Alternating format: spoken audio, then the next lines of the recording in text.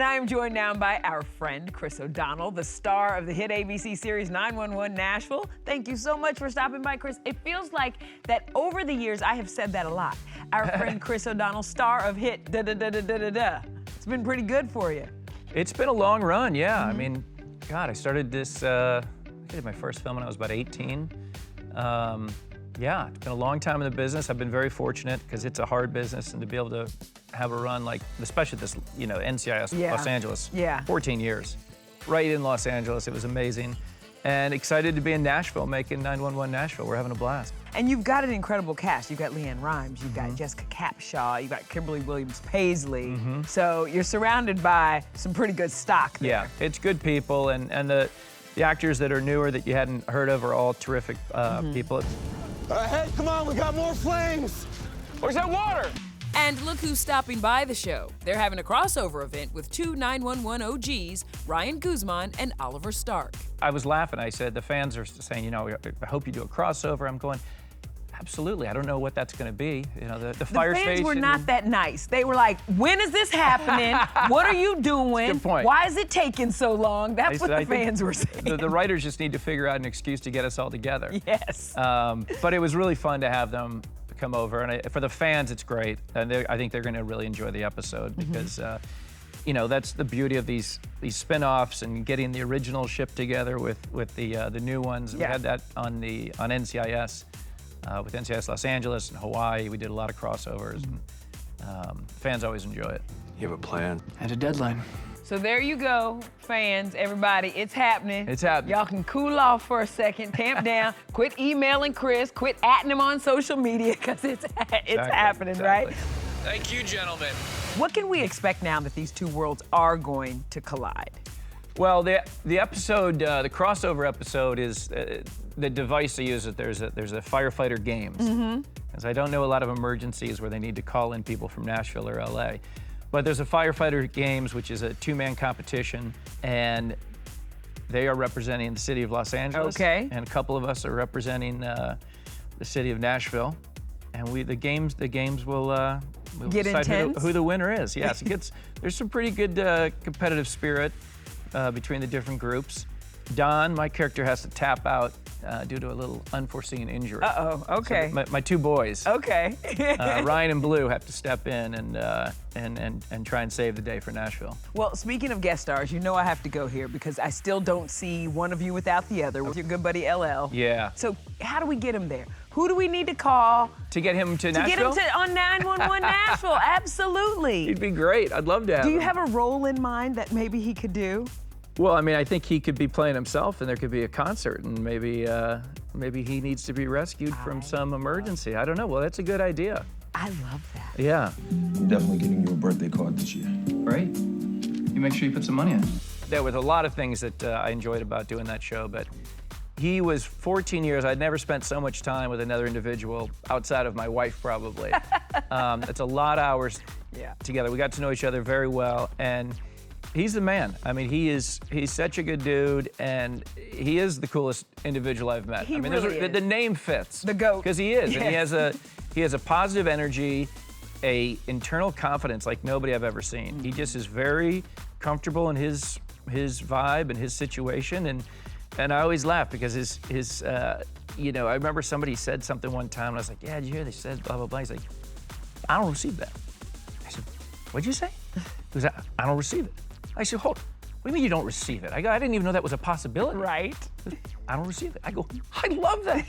I'm not going to receive stuff I don't like. Put it on a T-shirt. Yeah. I don't receive it. He's the man. I tell you. Well, listen, I say we pitch a little pitch to him All right right. there to camera. We want you on 911 Nashville.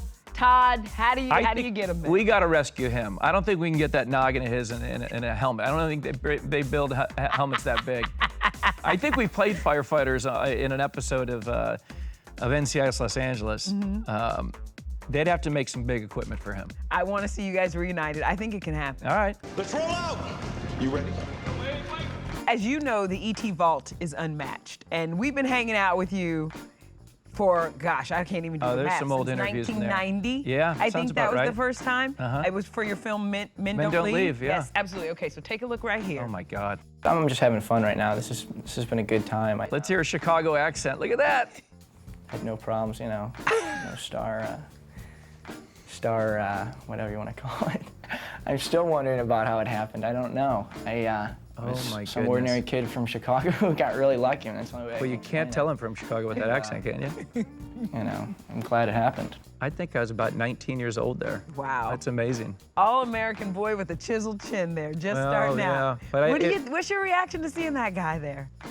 I mean, I knew I was green coming into the business. I mean, I really was.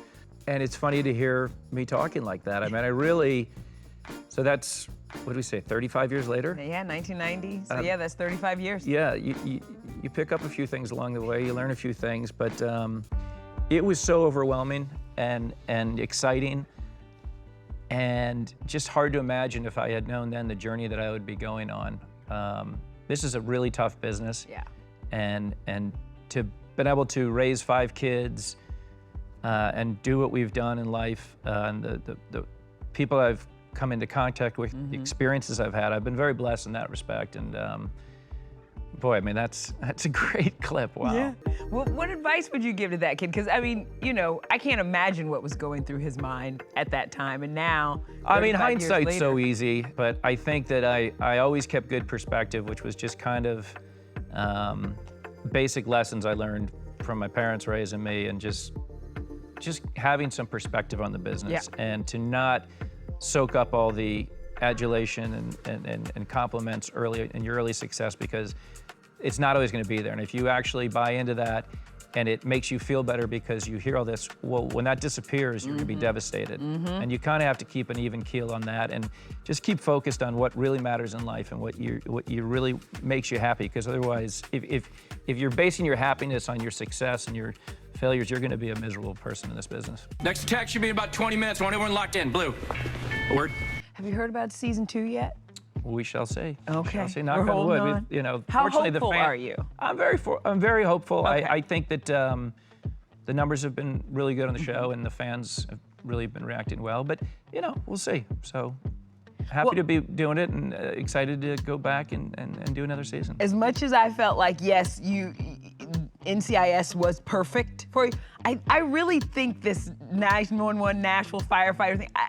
Well, change is good. Yeah. I mean, you know, the last 14, 15 years in that show, I was so exhausted, I didn't try and do any work in my hiatus. You know, the idea of going to do a film or something, I have 5 young kids at the time. Sure. It just, I was so spent from 25 episodes a year. This is a different chapter in my life. I'm older, my kids are older.